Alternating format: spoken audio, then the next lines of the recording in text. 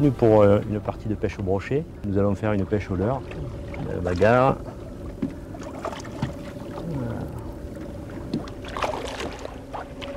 Et alors, voilà, petit bec. Ah, ils ont des couleurs superbes. Hein.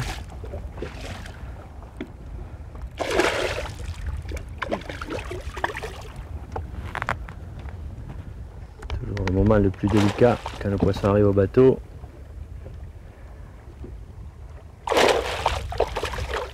Bien pris de leur en travers.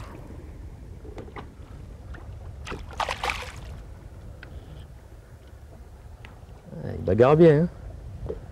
C'est vraiment taillé pour la course, ces brochets.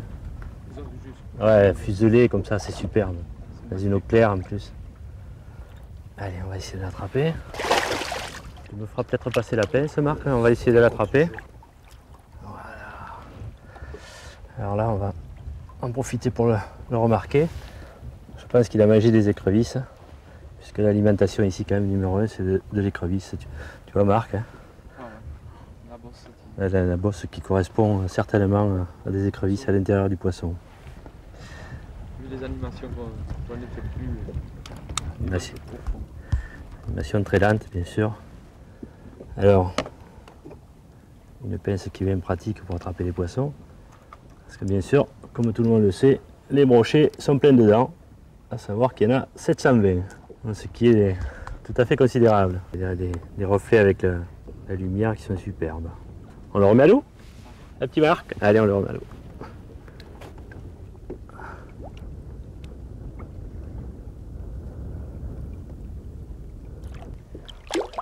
Hop, voilà parti. Le poisson donc qu'on vient de prendre a été pris avec un montage relativement simple. Bas de lignacier bien sûr, très fin puisque maintenant dans le commerce on en trouve sans problème.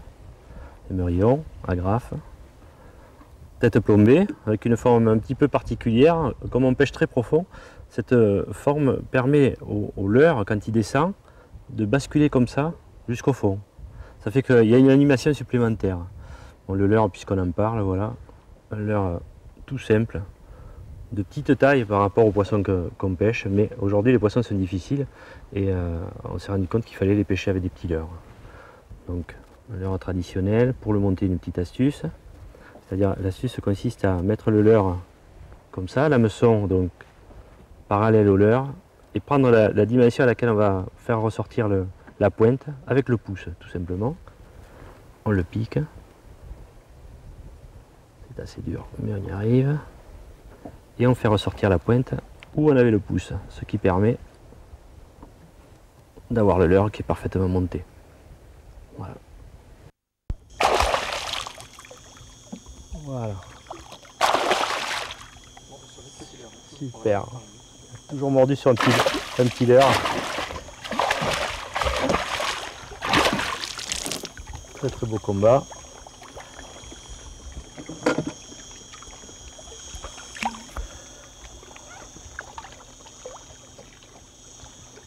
C'est impressionnant la dentition du poisson.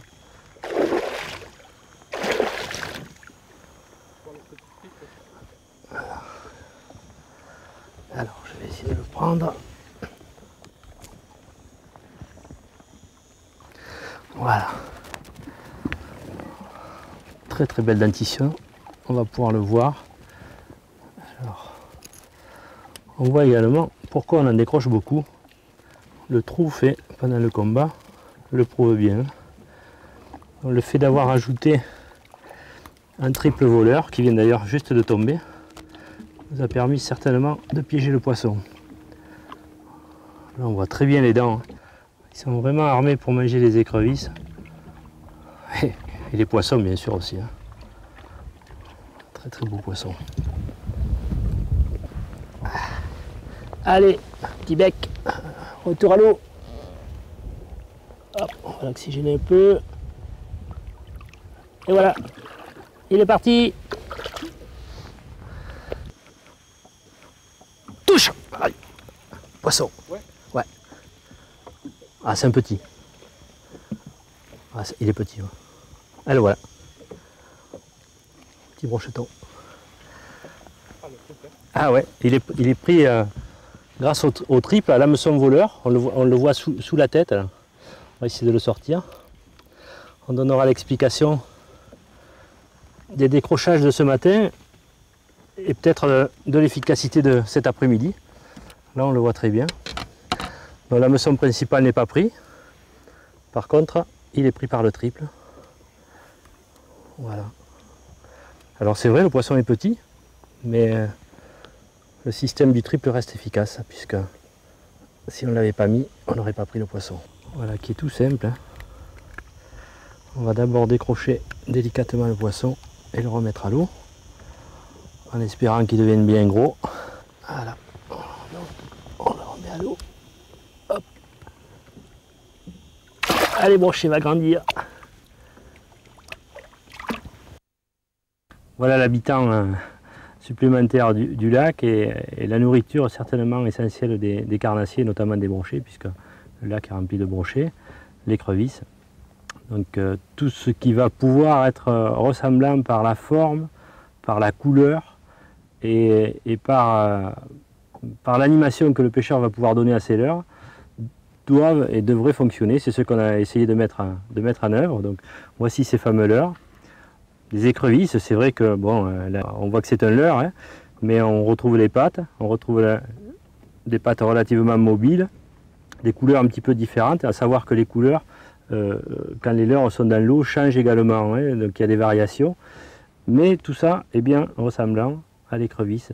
Ceci également, qui a été très efficace et qui fonctionne très bien, à savoir, et j'insiste là-dessus, ces leurres ont du goût, ce qui permet au poisson de le garder un petit peu en bouche. Aujourd'hui, nous avons toute une gamme de leurres qui se présentent à nous pour la pêche du brochet. D'abord, toute une série de leurres souples, imitation écrevisse bien sûr, les grands verts, les shad, connus et reconnus, mais avec des formes un petit peu différentes. À savoir que tous ces leurres souples, ou une grande partie des leurres souples, sont salés.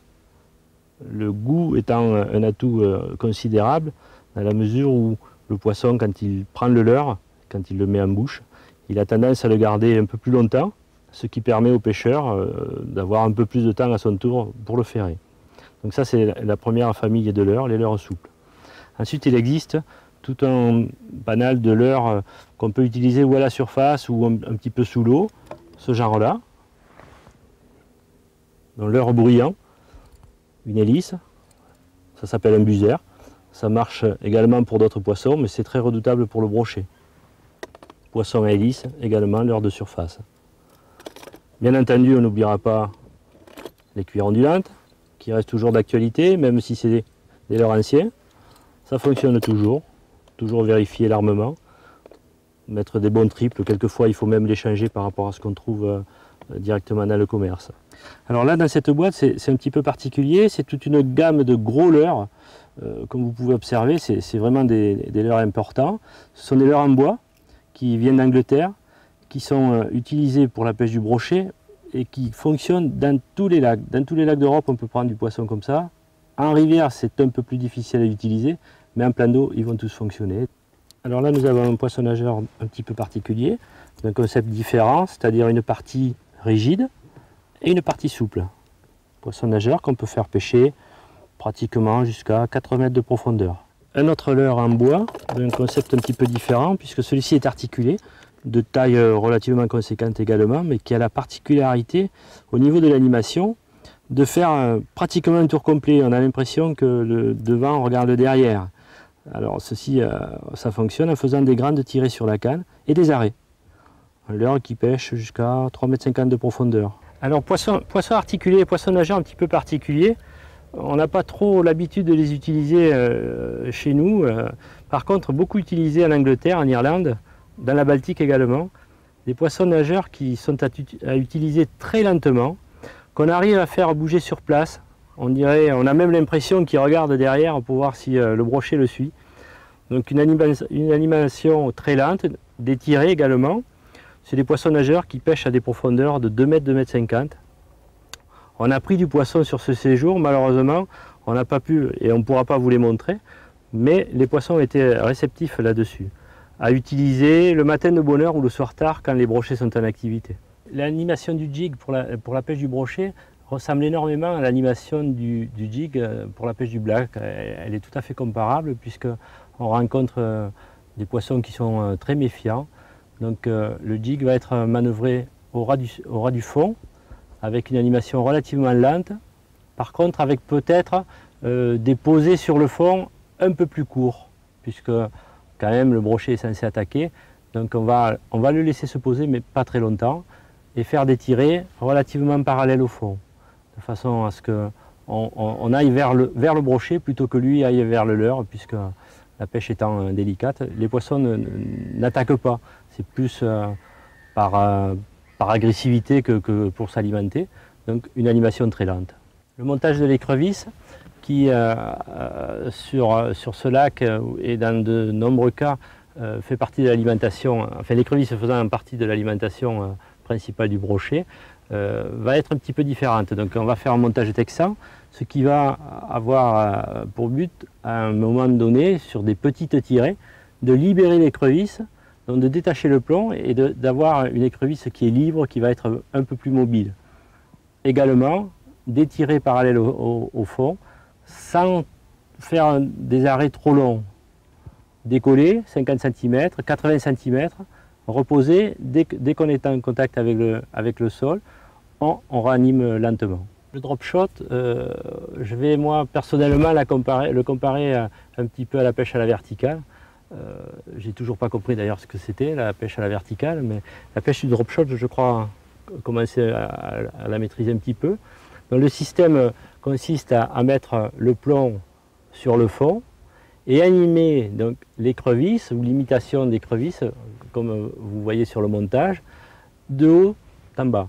Ça permet d'avoir un leurre souple par 10 mètres de fond, puisqu'on a pêché par 10 mètres de fond, ou on va pêcher par 10 mètres de fond, mais sans plomb. C'est-à-dire que sur 50 cm, voire 60 cm, on peut animer ce leurre verticalement, de droite à gauche, sans bouger le plomb. Ce leurre est entièrement souple, on le rend vivant, et c'est d'une efficacité redoutable. L'animation du shad, ou l'équivalent du shad, bon là en l'occurrence c'est un shad de couleur, va être sensiblement identique, toujours des tirées assez longues, mais pas verticales, c'est-à-dire toujours parallèles au fond. Les poissons n'étant pas chasseurs, les poissons étant difficiles, il faut absolument que le leurre aille vers le poisson, et donc il ne faut pas qu'il lui échappe. Donc des tirées très lentes, très près du fond, sans amplitude. Il existe différents bas de ligne acier qui sont indispensables bien sûr pour mettre devant nos leurres quand on pêche le brochet. Un fil d'acier très fin aujourd'hui, plusieurs brins, 7 brins, 14 brins, 19 brins. Et il existe également des tresses acérées. Alors là on perd un petit peu en finesse, ce sont des tresses qui sont un peu plus grosses de diamètre, mais qui par contre sont très très souples. À savoir que pour le montage c'est très simple, on le noue comme on noue le nylon. De la même façon, aujourd'hui c'est plus compliqué pour faire des bas de ligne. On fera un bas de ligne d'une trentaine de centimètres, voire 40, mais une trentaine de centimètres c'est largement suffisant. Bien entendu, il sera indispensable d'avoir une pince, puisque ce sont des tresses acérées. Pour les couper, une pince sera indispensable. Alors au niveau des cannes, puisque nous pêchons en bateau, nous avons besoin de cannes relativement courtes, entre 2 mètres, 1,80 m, 2 mètres, 2 mètres 10. Il existe deux types de cannes, la canne spinning, comme nous avons ici, avec donc un moulinet spinning, qui là en l'occurrence est monté avec de la tresse. Voilà, c'est un filament maintenant qui est connu, c'est pas un monofilament, c'est une tresse. Donc ça nous permet d'avoir une résistance relativement importante tout en ayant un fil très fin. Deuxième principe de canne à pêche pour pêcher le brochet en bateau, le casting. Aujourd'hui ça reste vraiment d'actualité, ça a la particularité d'avoir un équilibre et une longueur qui est parfaite. On a des moulinets qui sont d'excellente qualité, un petit apprentissage au niveau du lancer, mais c'est vraiment sympa. Donc des cannes au niveau longueur également, 1,80 m, 2 mètres maximum, puissance moyenne. Il y a des termes anglais qu'on ne citera pas, c'est plus simple. Votre détaillant sera certainement habilité à vous conseiller. Par contre sur du tournant, moi je préfère monter du nylon, donc en l'occurrence un nylon de 28 ou 30 centièmes, ce qui est parfait pour la pêche du brochet, conviendra et fera un équilibre et un ensemble parfait. Les différents postes à brocher sur un plan d'eau ou sur une rivière sont liés en première partie à tout ce qui peut être immergé, tous les obstacles immergés, les arbres bien sûr, d'excellents postes, toutes les maisons démolies, des murs, des bâtisses, des dessins de tuyaux, tout ça, c'est des postes à brocher. Il y a également des endroits où on ne trouve pas ceci, mais par contre on trouve des pointes rocheuses. Donc là, c'est les rochers qui font les obstacles. Ça, c'est également des bons postes à brocher. Ça peut être des herbiers, ça peut être des descentes de plage en pente douce, où là, le matin de bonne heure ou le soir tard, les brochers viennent chasser.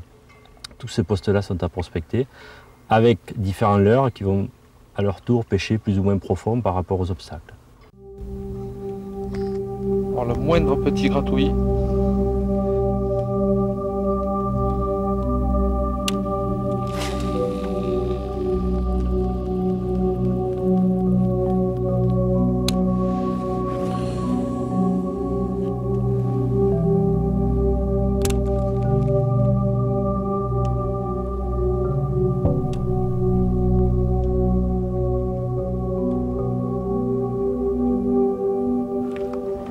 Du temps. Très bien. Pas un gros poisson. Quand même. Plus profond.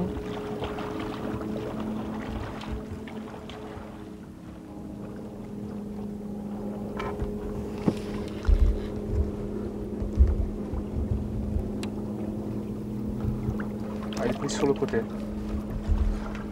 Tu l'attrapes, tu l'attrapes? Toujours au fond. Je vais le prendre. Ah, c'est bien.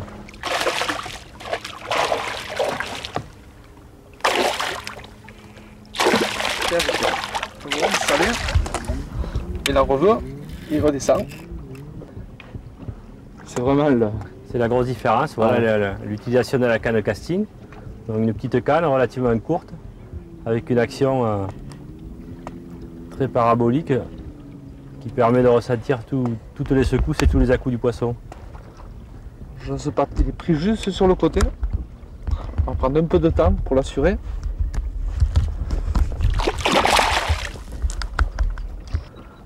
Pas trop le... Il est là. Attention à tes hameçons. Le voilà. Alors, le triple s'est replanté, mais sur le bord. Il pique très très fin, c'est vraiment... On va essayer de décrocher. Voilà pour l'autre. Allez, à l'eau.